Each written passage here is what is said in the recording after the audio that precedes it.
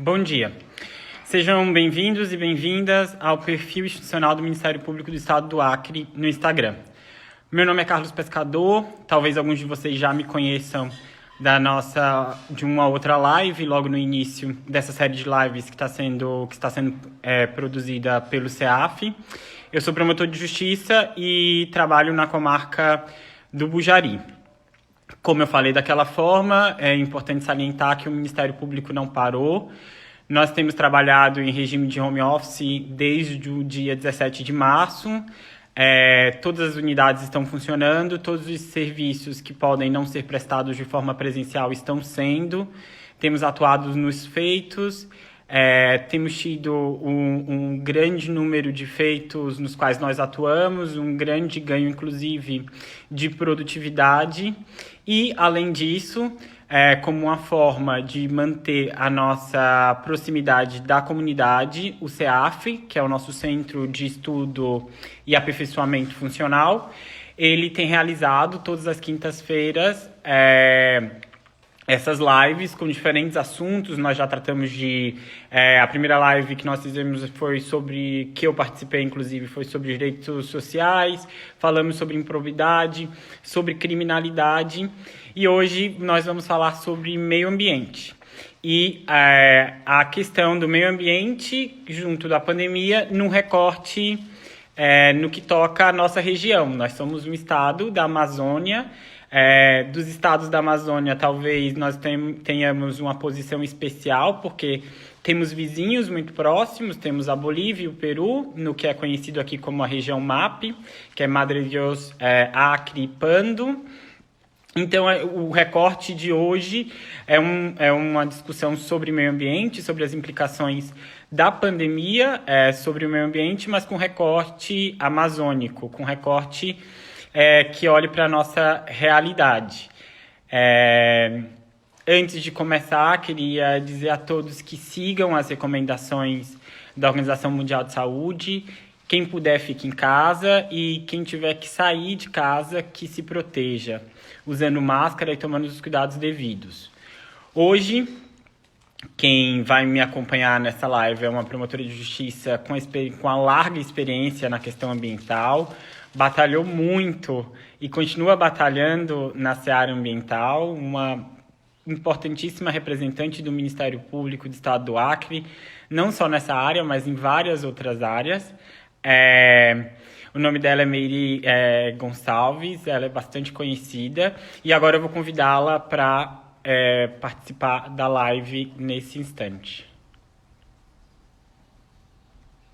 Só um instantinho.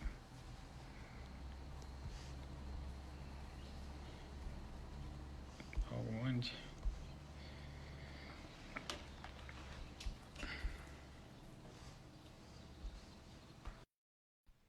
Foi. Agora eu já chamei, ela vai conseguir entrar.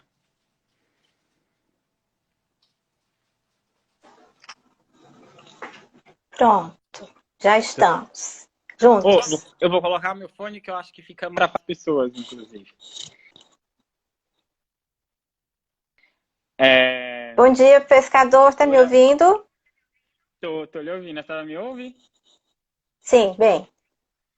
Queria, como eu já falei, agradecer a sua presença, dizer em nome do Ministério Público e como um dos integrantes mais novos, que fico muito orgulhoso de fazer parte da mesma instituição que a senhora, e, sobretudo, por conta da sua luta nessa seara ambiental, e por isso que a gente convidou a senhora para conversar sobre isso. Seja bem-vinda. Obrigada, bom dia a todos, obrigada pelo convite. Como o pescador já salientou, eu trabalho no Ministério Público já há 22 anos e ao longo desse tempo a minha atuação mais relevante realmente é na área ambiental, e talvez pela minha formação acadêmica de licenciada em Biologia, com mestrado em Ecologia, e agora acabei de concluir o mestrado em Direito e Desenvolvimento Sustentável, essa atuação vem, na verdade, se pautando com um foco justamente nessa formação, né? Então, eu fiquei muito lisonjeada em poder participar das comemorações do Ministério Público, do modo que é possível fazer hoje diante da pandemia, né? E participar desse momento do Ministério, demonstrar para a sociedade que o Ministério Público não parou, que nós estamos trabalhando da forma mais engenhosa possível e seguimos em frente. É isso aí. Então, sem mais delongas, do que a gente tem uma limitação até de tempo pelo Instagram, eu acho que antes da gente começar a falar sobre o meio ambiente, sobre a pandemia em si e os reflexos disso no meio ambiente, doutora, eu queria que a senhora explicasse para o nosso público, para as pessoas que estão nos ouvindo, as características do meio ambiente enquanto bem da coletividade, porque eu acho que isso é bastante importante para a gente, a partir desse entendimento, conseguir discutir os demais pontos.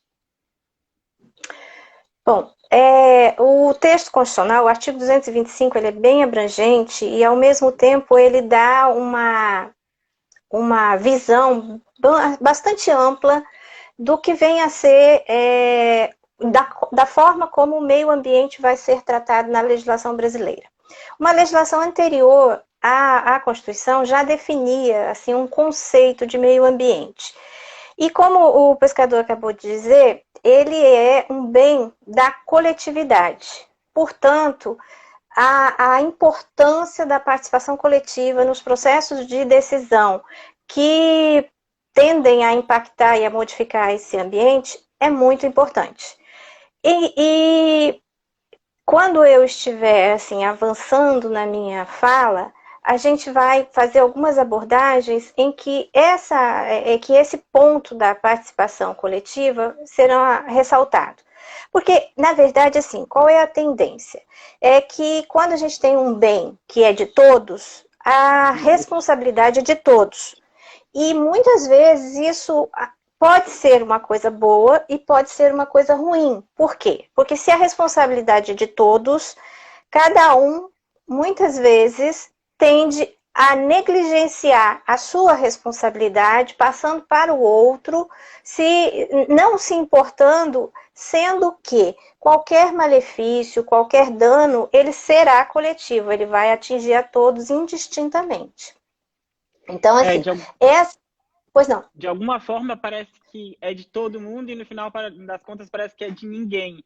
Se nós tivéssemos essa consciência de que é um patrimônio nosso, com certeza nós não deixaríamos degradar o nosso terreno ou alguém grilhar a parte do nosso terreno, porque esse apoderamento do meio ambiente como algo da coletividade é importante nesse sentido. Sem dúvida nenhuma. E assim, é justamente nesse momento que eu reservei para estudar, deu para entender com bastante clareza o porquê das pessoas muitas vezes negligenciarem no seu cuidado, na sua participação coletiva. Porque, na verdade, assim, hoje a gente tem um estudo, desde do maternal até as pós-graduações, muitas vezes compartimentado. A pessoa não tem uma ideia de todo, da sua relevância no todo da sociedade. Então, se eu sou engenheiro sanitarista, por exemplo, eu só foco naquela área. Se eu sou profissional do direito, só naquela área. Só que, assim, a gente como ser humano, todos nós precisamos do ambiente.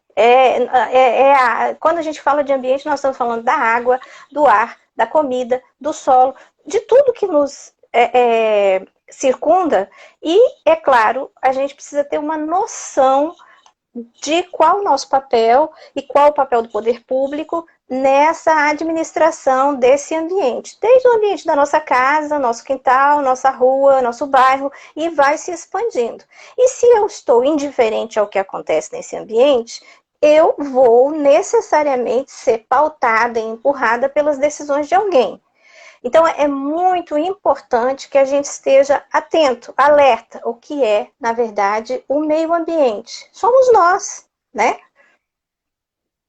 Essa divisão entre o que é ser humano, né, entre o ambiente, entre aspas, humano e o resto, é uma divisão falaciosa que foi criada dentro de um projeto de dominação humana do meio ambiente, né? Ele precisava se separar do meio ambiente para conseguir dominá-lo. É o grande projeto, né, de dominar a natureza.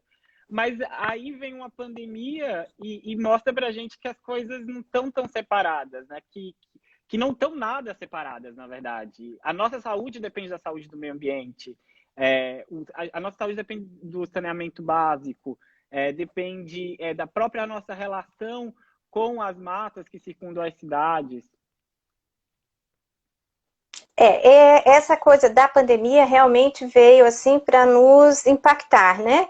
Porque o ser humano tem uma pretensão de ser o dominador. E, no entanto, por uma ironia de algo sobrenatural, a gente está entrincheirado por um organismo de uma das formas mais simples de vida e que nos está colocando em lockdown, trancados na nossa casa, receosos, e isso é bastante contraditório e assim tem que se tirar uma lição moral dessa situação, sem sombra de dúvida. É engraçado que nas pesquisas para essa live, acabei lendo bastante coisa e descobri, por exemplo, lendo a matéria da BBC, que a tendência é que esses vírus sejam cada vez mais comuns, exatamente por nós estarmos avançando sobre matas, com a diminuição de algumas espécies e o domínio de outras espécies e uma maior interação com essas espécies restantes, na maioria das vezes morcegos e roedores, e a gente vai acabar possivelmente cada vez mais se contaminando com esses vírus. Exemplos disso, o Ebola foi assim, a SARS, o MERS, eram todos vírus cujo hospedeiro natural era o morcego e pela proximidade, pelo avanço das cidades no meio ambiente, eles acabaram aumentando a interação do homem com esses animais e nós acabamos nos contaminando. Sem dúvida nenhuma. Na verdade, assim, do que a gente está falando? A gente está falando de quebra de equilíbrio. E da forma como o homem vem atuando na natureza, essa quebra vai mostrando seus reflexos de maneira cada vez mais contundente. E no nosso caso, aqui na região amazônica, a situação fica bem nítida. Quando a gente começa a intervir no ambiente, esse ambiente ele acaba respondendo, né? E respondendo de uma forma que não necessariamente nos beneficie, né? Ou o que é mais recorrente? Uma intervenção no meio ambiente que facilita a vida de um pequeno grupo, e esse pequeno grupo, em geral, não habita esse ambiente e não sofre, portanto, os impactos dele. Então, assim, vem aquela máxima em que ecologia e economia andam juntas, de modo que nas características atuais da nossa atividade econômica, o lucro ele é privado, mas o prejuízo é socializado. Em outras palavras, o empreendedor, seja ele de qual natureza for, ele impacta o ambiente e dessa atividade ele retira o lucro. O que restar de impacto negativo, o que for dano ambiental, vai ser desfrutado pelaquela comunidade que ficou lá. Brumadinho e Mariana são, assim, exemplos característicos da maior intensidade do impacto de que comunidades locais sofreram, e quem investiu, quem causou, quem foi responsável por aquela situação, estava ao longe assistindo pela televisão, ou pelos diversos meios de comunicação que hoje existem. Na nossa realidade, a gente pode entender as queimadas também como parte desse processo? Sem dúvida nenhuma. O desmatamento e a queimada é o que mais impacta hoje o nosso ambiente aí. E assim, a gente está num cenário bastante complicado, vamos dizer assim, no que tange à manutenção das condições ambientais. Por quê? Porque a gente tem todo um cenário político desfavorável para a manutenção da natureza, pelo menos da forma como ela está hoje. Então, a gente tem, na atual administração federal, nós temos uma intervenção extremamente voltada para a desconstrução dos marcos legais que regulamentam o uso dos bens ambientais. E aí, como reflexo, a gente tem o quê? O ano de 2019 foi marcado por um retrocesso na conservação ambiental significativo. Não se registrava índices de desmatamentos tão altos desde 2008. E a tendência é que a situação continue avançando cada vez mais em razão de uma série de fatores que compõem o cenário que nós temos hoje. E especialmente no tocante ao desmonte, ao enfraquecimento das instituições de fiscalização. Então, assim, é um plano de governo no qual as atividades econômicas estão em primeiro lugar. Até antes de aprofundar nesse ponto, que eu quero aprofundar com a senhora, a gente tem que deixar claro que isso é uma atitude que está em total desacordo com a Constituição, porque a Constituição diz que o meio ambiente é direito de todos e dever, e coloca para o próprio Estado o dever de proteção do meio ambiente. Quando se opta por uma política muito clara de destruição do meio ambiente, são atitudes inconstitucionais, inclusive. Sem dúvida nenhuma, e é justamente nesse aspecto que a gente ainda tem algum respaldo, que a gente ainda consegue algumas vitórias, inclusive em ações judiciais, exatamente porque a Constituição, o artigo 225, e em vários outros momentos que o meio ambiente é abordado dentro da Constituição, a nossa Constituição está organizada de maneira a assegurar que nós tenhamos direitos fundamentais à saúde, ao bem-estar, essa prática danosa ao meio ambiente, ela tem um efeito bumerangue, ela vai se voltar contra nós mesmos. E em algumas situações a gente pode realmente constatar que os responsáveis se eximem, se afastam e tudo mais. Em outras situações, como no caso da pandemia, não tem escapatória, né? Você pode estar num palacete ou você pode estar numa casa bem simples, bem modesta, mas você deve estar, para se proteger, resguardado, evitando estar circulando na rua, exatamente entrincheirado, né? Por quê? Por um reflexo de uma intervenção do homem na natureza que resultou nessa situação que nós estamos vivenciando hoje. Então, assim, de todo o retrocesso que nós estamos vivenciando, nós estamos experimentando, nós estamos assistindo, ele ainda não é mais intenso graças ao nosso texto constitucional, porque muitas coisas que são intentadas são revertidas no Poder Judiciário, invocando a proteção contida na Constituição em relação ao meio ambiente. Mas a gente sabe também, né, doutora, que na prática, muitas das vezes, o dano ambiental, se a gente pode não considerá-lo, talvez ele é recuperável, mas o lapso temporal que ele vai demandar para recuperação talvez seja longo demais. E ainda assim, ainda com toda essa proteção ambiental, ainda do texto constitucional, pelo menos, esse ano teve um acréscimo em relação ao ano passado. Nos 3 primeiros meses desse ano, foi 51% a mais de queimadas nesse ano. E no Brasil, e por uma coisa nossa aqui do Acre, a reserva extrativista Chico Mendes foi a terceira área protegida mais desmatada. Como tem sido a atuação, então, dos órgãos responsáveis pela proteção do meio ambiente de forma larga, e o que tem acontecido nos últimos anos em relação a isso? Qual é o atual cenário? Olha, o cenário é um pouco desalentador, mas o que a gente tem? Com o que a gente conta?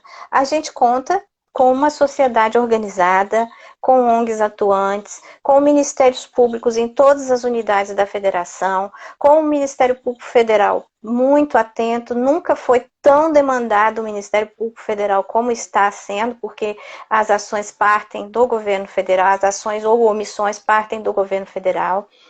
E o que a gente tem nesse cenário? Nós temos desde 1º de janeiro, ou talvez desde a fase de transição lá em 2018, mas oficialmente a partir de 1º de janeiro de 2019,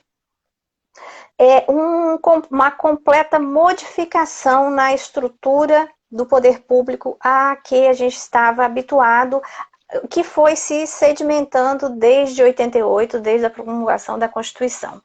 Então, o que a gente tem de assim, impactante logo de cara, que até parece não ter uma interface com a área ambiental?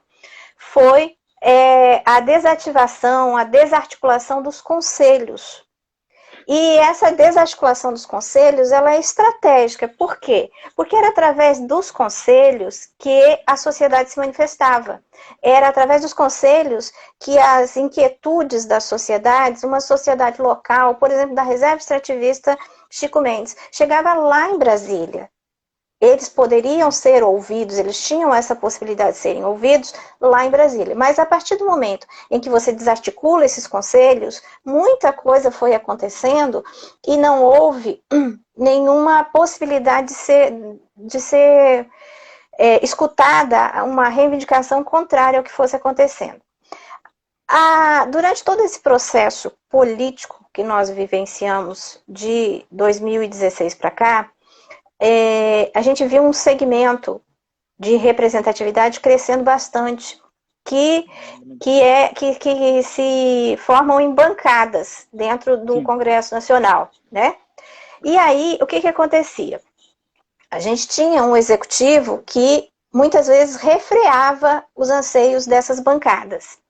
Agora, a partir de 2019, a gente tem meio que o inverso disso, chega a ser até contraditório, ou seja, inverteu-se, porque a gente tem um executivo ávido em desmanchar toda a estrutura de proteção ambiental e, em alguma medida, o legislativo,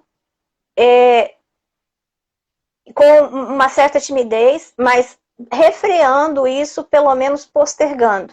Inclusive, nossa situação em termos de legislação não avançou para o pior, para a flexibilização total, graças a esse momento que nós estamos vivenciando de desmobilização, de ter que estar em casa, de não estar podendo circular e tudo mais. Isso tem feito com que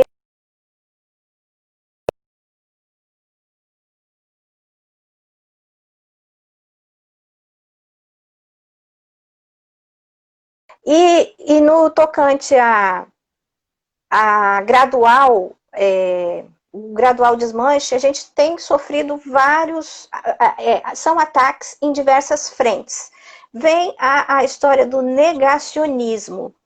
Pessoas que a gente tem assim na conta de pessoas instruídas, pessoas que leem e tal, começam a questionar se realmente está acontecendo desmatamento na Amazônia, se isso não são imagens montadas, não sei o quê.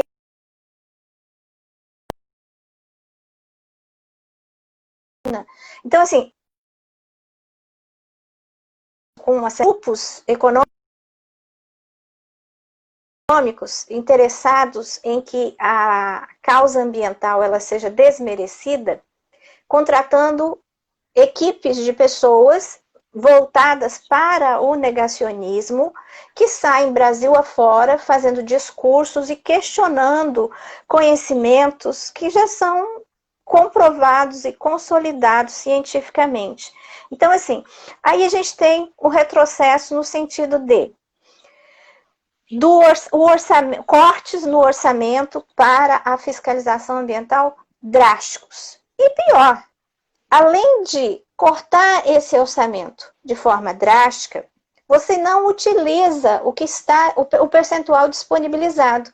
Ou seja, na prática, não se quer fazer fiscalização ambiental. Rotula-se, são frases de efeitos, que os órgãos ambientais são fábricas de multas. Multas estas que, em geral, não são executadas, não são pagas, ou seja, não exercem o seu caráter educativo. E do ponto de vista do direito penal ambiental, as penas são muito baixas, não implicam, na verdade, não trazem aquele temor do descumprimento da norma. Além disso, a gente tinha uma articulação muito especial entre órgãos de fiscalização e Ministério Público, que é o titular da ação penal, de modo que você tinha no seu gabinete as informações sobre os delitos ambientais. De onde vinham essas informações? De onde vinham esses documentos, esses laudos? Das fiscalizações. Mas aí, se você tem um órgão ambiental que não tem orçamento para fazer operações, se você tem desmerecimento dessas operações quando elas são feitas com a observância da legislação, com ainda o rigor que a legislação impõe, você tem um desmerecimento desse profissional, você tem um desmerecimento da ação, da motivação da ação, que é o bem coletivo. Você tem uma mídia que divulga, que exacerba a violência já intrínseca a essas atividades. Então, você tem ataques aos funcionários públicos investidos de autoridade pelo próprio Estado, e aí você tem um desmerecimento dessas ações, as pessoas entendem que não tem que respeitar. E isso vem num crescente. E se revela, inclusive, com violência física. A gente tem inúmeros casos, desde 2019 para cá, de agressões, de atentado, de demolição do patrimônio público por parte de vândalos que estão encorajados por essa política que está sendo posta em prática. E não nos iludamos, essa política, ela atende a grandes grupos econômicos, né? Sim. Pois não. É uma normalização da violência, é uma normalização da desinformação, né? Como a senhora falou.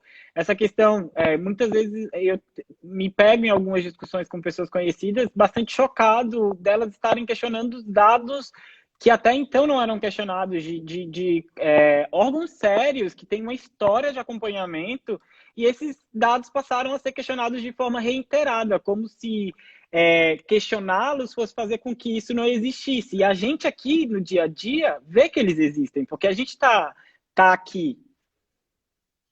Sem dúvida, e assim, você fica questionando e você vai ganhando adeptos, cada vez mais adeptos, dentre aqueles grupos de pessoas que não conseguem entender, aquelas pessoas que eu falei no início da fala, que não conseguem entender, não conseguem conectar que a minha profissão, ela está voltada para uma determinada área, mas eu sou um ser vivo, eu tenho que estar contando com os serviços ambientais, com um bem-estar coletivo, né? Eu tenho que ter um ar para respirar, um ar puro para respirar, eu tenho que ter uma água que eu tenha um mínimo de segurança, que não está cheia de agrotóxico, que não está cheia de antibiótico, e as pessoas, assim, parece que não conseguem enxergar o todo, veem as coisas em formato de compartimento. E aí, o que a gente veio constatar? Que, na verdade, assim, as instituições públicas, elas estão cheias de profissionais habilitados, capacitados, com boa vontade, mas eles estão acuados, a ponto de não poder sequer informar a população, passar dados técnicos para a população, porque estão ameaçados de exoneração, porque estão ameaçados de serem expostos e ridicularizados. Então, assim, a gente está vivendo um retrocesso que não é, na verdade, só na área ambiental. É um retrocesso social gigantesco. E, assim, o que se espera é que nós cheguemos a um nível, oxalá esteja perto, de saturação desse momento de desinformação que está nos levando, em alguns aspectos, à barbárie. Uhum. Até na questão da fiscalização, se a fiscalização hoje, a gente tem problemas profundos na fiscalização, enquanto ela funcionava, só para bater num ponto que acho importante, as multas que eram impostas, ainda quando elas funcionam, porque um colega nosso perguntou, o Dr. Vanderlei, que é promotor lá em Cruzeiro do Sul, ele pergunta se esse nosso nível de degradação ambiental não está ligado também com a pouca efetividade dessas multas. Na verdade, assim, o que a gente não conhece, a gente não valoriza, né? Então, assim, o que que está por trás? As multas, elas têm um valor que não representam, na verdade, o prejuízo causado, e ainda assim, hoje a gente tem uma campanha contra essa medida, que na verdade ela é uma medida educativa. A multa, ela tem esse caráter, né, de readequar o comportamento da pessoa. Assim, o fato de nós termos órgãos ambientais pouco empoderados, vamos dizer assim, repercute, obviamente, na efetividade, no pagamento dessas multas, quiçá na adequação dos valores a serem pagos, né? Então, essa não execução das multas também é um estímulo, principalmente para os grandes degradadores. Por quê? Porque eles são multados em somas significativas, eles recorrem, eles recorrem muitas vezes a influências, porque muitos deles são patrocinadores de campanha, então, campanha política, então é todo um processo em que vai se postergando o pagamento dessas multas e muitas vezes prescreve e nada acontece. E isso gera também um descrédito na população. Porque a primeira coisa, a primeira argumentação é: seu fulano que desmatou X hectares nunca foi processado, nunca pagou uma multa. Por que comigo vai ser assim? Não vou pagar, não vou fazer, não vou respeitar o que tem estabelecido de regras ambientais e pronto.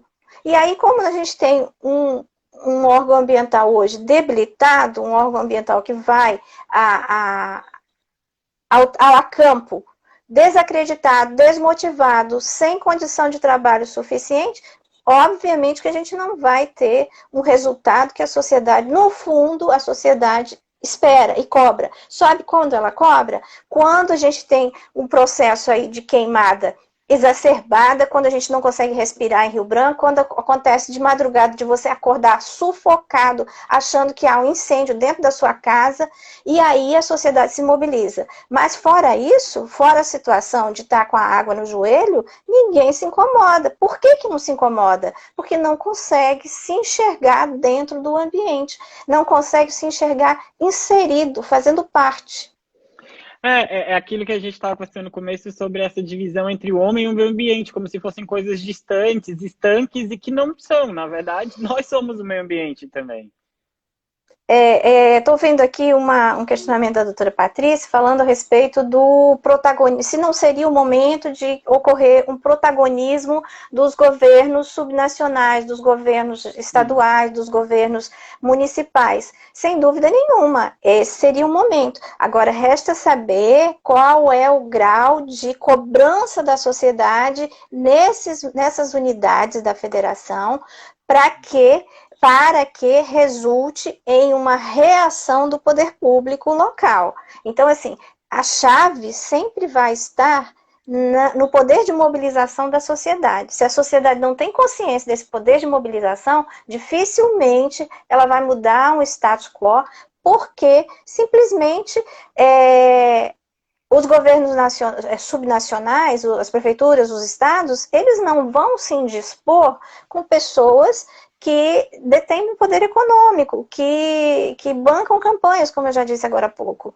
né? Então, assim, ou a sociedade se mobiliza, ou a gente caminha cada vez mais para uma situação de dubiedade quanto a desfrutar de saúde no simples ato de respirar. Doutora, eu queria que a senhora falasse um pouco sobre essas alegações que a gente escuta muito do governo federal e de vários governos, né, de vários representantes, de que esses órgãos ambientais empatariam de alguma forma o desenvolvimento, essa visão muito maniqueísta entre desenvolvimento e meio ambiente, que é o que está muito por trás do desmonte, é como a senhora falou. Isso não é feito à toa. Todo esse processo de fake news em relação às queimadas e à degradação ambiental, o desmonte dos órgãos de fiscalização, isso tudo parte muito dessa ideia de uma visão de combater esses órgãos ambientais que prestavam um ótimo serviço à comunidade, taxando-os de que eles impedem o desenvolvimento. Na verdade, sim. A primeira pergunta, desenvolvimento de quem? Desenvolvimento para quem? E desenvolvimento, nesse termo colocado aí, refere-se unicamente a dinheiro? Porque a gente tem também uma amplitude nesse termo desenvolvimento. Desenvolvimento de uma comunidade vai melhorar a qualidade de vida. Quando quem está reivindicando esse desenvolvimento, esse ator, ele está pensando no desenvolvimento social daquela localidade, ele está pensando em que a população tenha mais acesso a saneamento, ele está pensando que a população tenha mais acesso a escolas, ao saber. É esse desenvolvimento que os órgãos ambientais estão freando, ou é aquele desenvolvimento que significa engordar ainda mais as contas bancárias de determinados grupos pequenos, muito pequenos, e socializar uma mazela de desmatamento, de difusão de fumaça decorrente da queimada, o empobrecimento das comunidades tradicionais com extinção de espécies, sejam elas para caça, sejam elas para o extrativismo florestal. Esse desenvolvimento quer dizer o quê? E para quem? Para quem é que está voltado esse desenvolvimento? É para quem não mora na região amazônica? Se for, aí a gente precisaria ter uma resposta a essa situação que é baseado em dados técnicos. Será que a gente não tem uma quantidade de área já desmatada na Amazônia que comporte uma pecuária intensiva, embora essa pecuária vá trazer como consequência, talvez um maior investimento por parte dos pecuaristas, que é normalmente quem reivindicam esse desenvolvimento aí na região, vai implicar num desembolso. E aí ninguém quer desembolso, né? Sendo que a natureza toda, principalmente a natureza amazônica, é vista como um self-service sem balança. Cada um chega, se serve, faz, acontece, e o que ficar de degradado fica para lá. Fica para lá. Sendo que, na verdade, a gente precisaria rever essa questão do desenvolvimento. Desenvolvimento para quem? Para empreiteiras que abrem estradas, para grupos de concessionárias que instalam hidroelétricas, que depois se verifica que elas não servem ao que se propuseram e têm deixado um rastro de dano ambiental e social gigantesco, como é o caso de Santo Antônio Giral. Para quem é esse desenvolvimento? Para quem é esse desenvolvimento? Agora, a gente só tem condição de questionar esse desenvolvimento se a gente estiver organizado e se a gente tiver conhecimento da causa que a gente está argumentando. Então, exatamente, e faz tem muita lógica com o que a senhora está falando, porque no mesmo momento que as informações oficiais começam a ser questionadas e os comitês começam a ser destruídos, as duas bases para ter uma influência efetiva nos rumos do meio ambiente, elas são minadas. Assim, eu abri um aspecto da conversa e acabei não fechando. Pois bem, nós estamos sendo atacados em diversos flancos. Desmobilização social, desinformação, propagação de fake news, patrocínio de negacionistas andando e espalhando desconhecimento mundo afora.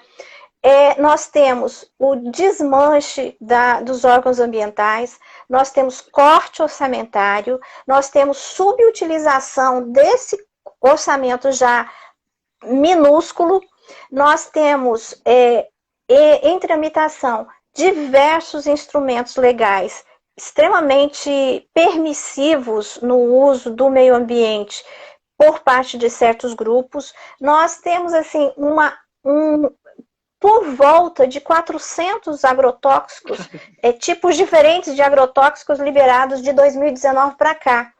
Então, assim, a quem interessa distribuir, plantar e comercializar comida envenenada? E esse agrotóxico, ele não fica só no alimento, ele fica no solo, ele fica na água. Muitas vezes, essa pulverização com agrotóxico é feita aérea, então ela também não se restringe à área territorial da propriedade que se pretende a ação do agrotóxico, e aí a gente tem a saúde das comunidades vizinhas afetada, os pequenos animais. A gente está matando os polinizadores com esse uso exacerbado de agrotóxicos, principalmente em monocultura, acabando, simplesmente extinguindo os polinizadores. Sem polinizador não tem comida. Sem ter aquele bichinho, aquele insetinho que vai de uma planta a outra fazendo a fertilização, nós vamos ficar sem comida. E aí a gente fica num cenário de água, solo e ar contaminado, baixa fertilidade dos solos que não são voltados para a monocultura. Para onde nós estamos caminhando? Me parece que para uma situação bastante complicada. Tenho certeza que a nossa atuação aqui demonstra, eu nesses poucos anos, ontem fiz inclusive 4 anos de Ministério Público, percebi que a lógica aqui no Acre tem sido a grilagem, e depois a grilagem é a queimada. Então, tomam algo que é da população, porque aquele bem era comum, depois queimam aquele bem, sem considerar todas as consequências disso, para a população de novo. É como se te roubassem algo, destruíssem. E aí a sua expressão da Amazônia como salve serve sem balança é isso. Vão lá, tiram o que é bom, e a população e a sociedade que pague o preço. E a gente está caminhando nesse processo em várias frentes ao mesmo tempo. E esse processo de desmate e queima, ele tem, assim, diversos aspectos a serem explorados. Um deles é que nós estamos em cima de uma floresta tropical. Nós tínhamos, ou ainda temos, mas já com uma perspectiva comprometida, de muitos cursos d'água. E a tendência desses cursos d'água, sem uma vegetação que esteja protegendo, é desaparecer. E aí, vai faltar água para a gente, vai faltar água para o que é mais precioso na Amazônia, que parece ser assim, que é para o gado. E aí, vai ser assim o apocalipse para a nossa região? Não tem ninguém pensando isso. Eu vejo assim, autoridades do Estado aí, autoridades que eu digo, figuras de renome, advogando esse desenvolvimento e dizendo mais: sem desmatamento não tem desenvolvimento. Nossa, esse discurso é da década de 70.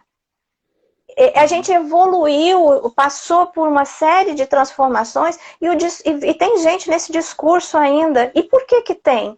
Porque a nossa sociedade não consegue atingir um nível de esclarecimento de exigir que esse tipo de ideia não seja mais sequer cogitada. Mas tem ainda gente advogando essa premissa.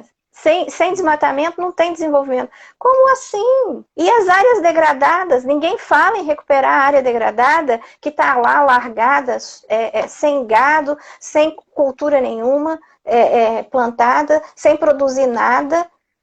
Ninguém toca nesse assunto. Por quê? Porque ele é um passivo ambiental. A natureza que se encarrega de restaurar, se for o caso, né? E aí a gente tem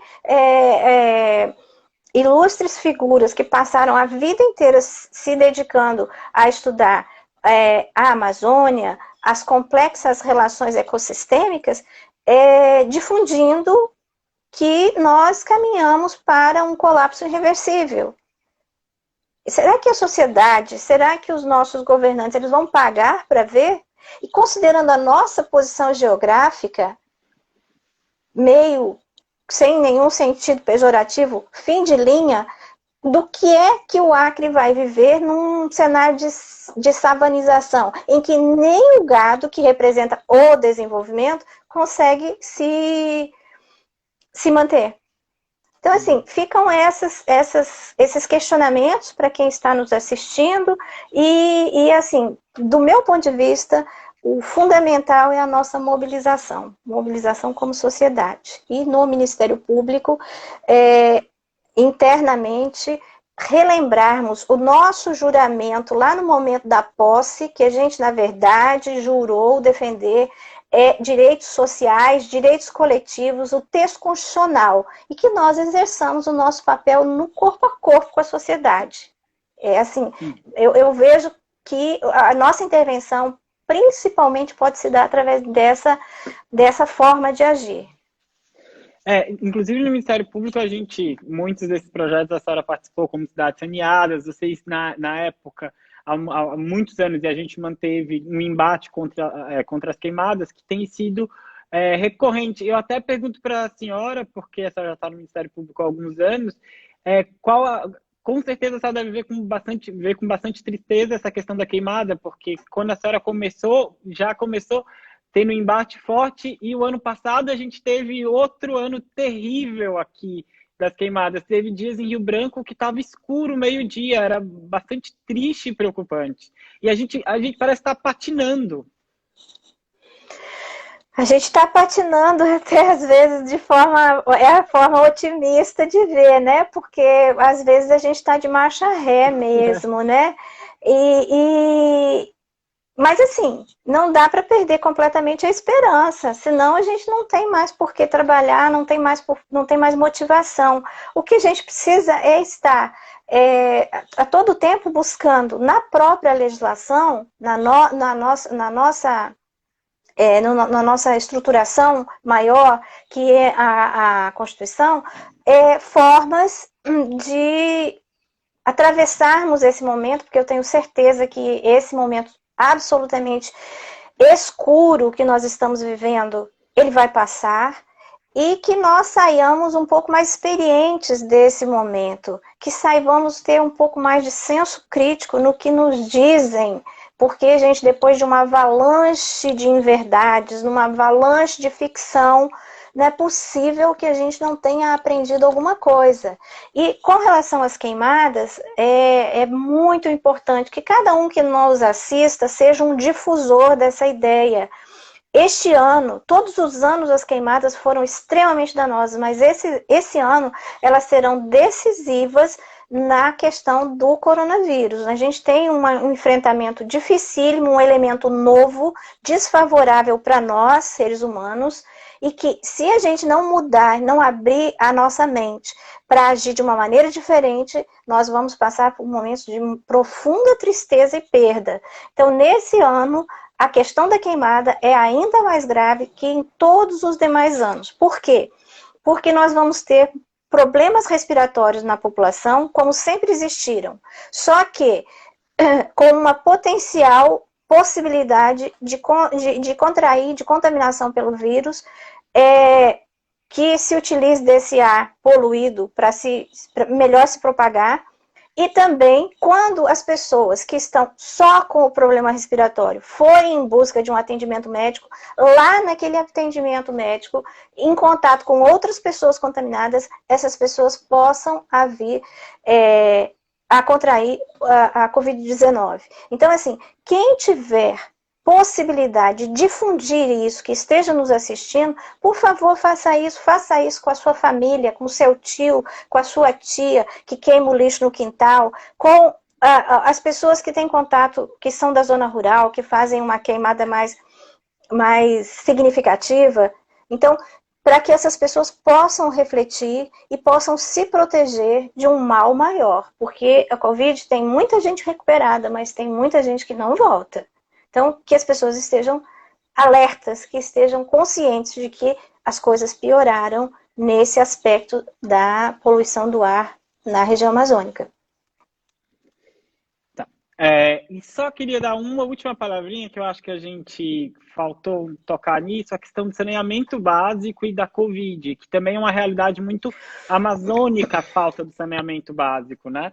Eu até peguei alguns dados e como a senhora falou, eu sou engenheiro sanitarista, antes fiz engenharia sanitária, antes de fazer direito, e conheço bastante a realidade da falta de saneamento no país. Mas fui buscar os dados hoje de manhã para ser bem preciso. E, por exemplo, aqui no Acre, só 55% das casas têm acesso à água. E a gente pensa como num cenário de pandemia em que lavar as mãos e manter a higiene o tempo todo é tão necessário, é a principal medida, como é que a gente faz isso num cenário em que 45% da população não tem acesso à água? É extremamente paradoxal, né? Num local do planeta onde a gente tem uma abundância de água, a gente não tem essa distribuição igualitária de água, mas isso é também resultado de cidades não planejadas, de ocupações espontâneas. É o caos social que se mostra, na verdade, em todos os aspectos, né? É extremamente preocupante essa questão do saneamento. Por que é preocupante? Porque a gente sabe também que milhões de reais já foram destinados para a intervenção nesse particular tema do nosso convívio social e o efeito desses valores não aparece. E aí surge um outro flanco para nós trabalharmos como Ministério Público e já colhendo como fruto já do trabalho da professora Hélida Graziani, que o nosso foco, Ministério Público, tem que ser o orçamento público. Nós temos que acompanhar esse orçamento público para que ações voltadas para o saneamento, por exemplo, se tornem realidade. Então seria, acho que, principalmente isso, acompanharmos as ações do poder público em prol dessa causa. E também conscientizar a população de que muitos dos problemas, não só não necessariamente a questão da pandemia, mas muitos dos problemas que elas passam, que a população passa no dia a dia, que todos nós passamos, porque nós moramos aqui e vivemos essa realidade, desde a água de pouca qualidade que muitas vezes chega às nossas torneiras, vem exatamente da questão do saneamento ambiental. E quando a senhora fala sobre a questão das cidades sem planejamento, o que a gente vê na prática é um aumento do passivo em relação à falta de saneamento básico, mas porque nem as novas construções, nem as novas áreas tá se resolvendo isso antes. Aí fica naquela desculpa, não, mas isso é uma construção consolidada, é muito caro a gente fazer saneamento para isso, e o que é novo tampouco se faz. Na verdade é isso. Mas o que é isso? Qual é o reflexo? Isso é o reflexo do quê? Do nosso baixo exercício de cidadania, né? A verdade é essa. Nós escolhemos dirigentes do poder público que fazem escolhas de benefício duvidoso e vão se perpetuando. Essa história do saneamento, ela tem, desde que eu atuo no Ministério Público, nós temos problemas de saneamento e eles só vão se agravando porque a população está só crescendo.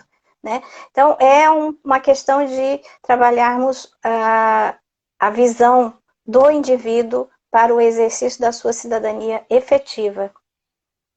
A gente já está se encaminhando para o final e eu só gostaria que a senhora desse uma palavra de alento para a gente. Teve uma frase muito significativa da senhora, que a senhora disse que a gente tem a Constituição do nosso lado, e a Constituição como um guia para o que deve ser feito. Eu só queria que a senhora desse uma última palavra nisso para que a gente recuperasse as forças para continuar na luta. Eu acho que agora, nesse momento que nós estamos vivendo assim, uma sequência de perdas de direitos, o Ministério Público precisa estar muito atento, muito vigilante para o seu real papel. Então, é o momento em que a nossa instituição precisa se fortalecer perante a sociedade, defendendo os interesses da sociedade. Então, eu acho que isso é na área ambiental, em todas as áreas, porque é um momento que nós estamos atravessando uma turbulência muito intensa. Então, cabe a gente que tem uma noção de como manejar os instrumentos jurídicos, atuar de uma maneira que a nossa ação venha a ser em prol da sociedade. Então, e a Constituição, como você mesmo colocou, traz todo o caminho para os direitos sociais, para os direitos difusos, dos quais nós somos legitimados a defender. Então, assim, o Ministério Público com uma atuação plena e intensa nesse momento. Esse é o recado, esse é o alento que a sociedade espera. Então tá, doutora, muito obrigado por todos os seus anos de dedicação ao Ministério Público, foi muito legal escutar da senhora tudo isso, sabendo que a senhora tem uma prática, que isso não é discurso, é uma prática de anos de luta e de comprometimento como membro do Ministério Público com a questão ambiental. Queria agradecer a senhora, desejar um bom dia Eu vou me despedir também de todo mundo que está nos ouvindo, dizendo que amanhã, dentro do mês do meio ambiente, que é o mês de junho, vai ter uma live também, chama Conectados com a Biodiversidade, um webinar ambiental. Amanhã, no dia 5 de junho, das 9h30 às 11h30, vai ser uma atividade realizada pelo Ministério Público, através do CEAF e pela Secretaria de Meio Ambiente, representando o estado do Acre. Vai contar com a participação da doutora Vera Brau, do doutor Luiz Aragão e da doutora Patrícia Rego. Mais uma vez, dado esse recado, eu queria agradecer a presença e a todas as pessoas que nos acompanharam durante essa live. Agradeci já a doutora Meire. Dizer que esse vídeo vai ficar disponível. A gente sabe que nem todas as pessoas têm disponibilidade de assistir nesse horário, porque é horário de trabalho, mas vai ficar no perfil do Ministério Público, salvo. Então, quem gostou, por favor, fale para os amigos, para a família. Eu espero que a gente tenha conseguido trazer questionamentos importantes, e são questionamentos muito relevantes para o Ministério Público do Estado do Acre. Nós somos um Ministério Público amazônico e cuja uma das principais funções é, sim, a preservação do meio ambiente, até pela nossa posição geográfica. É isso. Novamente, como última coisa, eu peço que todos observem as determinações da Organização Mundial de Saúde, as determinações do governo do Acre, que as pessoas que puderem fiquem em casa e que as pessoas que tiverem que sair, que tomem as precauções necessárias, o distanciamento social, o uso de máscara, e que, nesse período difícil, quem precisar da ajuda do Ministério Público, os nossos canais de contato estão todos na nossa página, na página que é www.mpac.mp.br. Nós estamos funcionando, nós estamos atentos às necessidades da sociedade e nós, como sempre, nos dispomos, até porque nosso mistério enfrentar juntos essa pandemia e solucionar os problemas que, por acaso, venham ocorrer. Muito obrigado, bom dia e até a próxima. Uma última coisa aqui que eu esqueci. Na semana que vem, a live, que é geralmente nas quintas-feiras, vai acontecer na terça-feira, porque na quinta-feira é feriado. O tema vai ser a essencialidade do Ministério Público no mundo líquido, e a live vai ser realizada pela doutora Bianca Bernardes e pelo doutor Vanderlei Batista, respectivamente promotora em Manoel Urbano e promotor em Cruzeiro do Sul. Muito obrigado e até a próxima.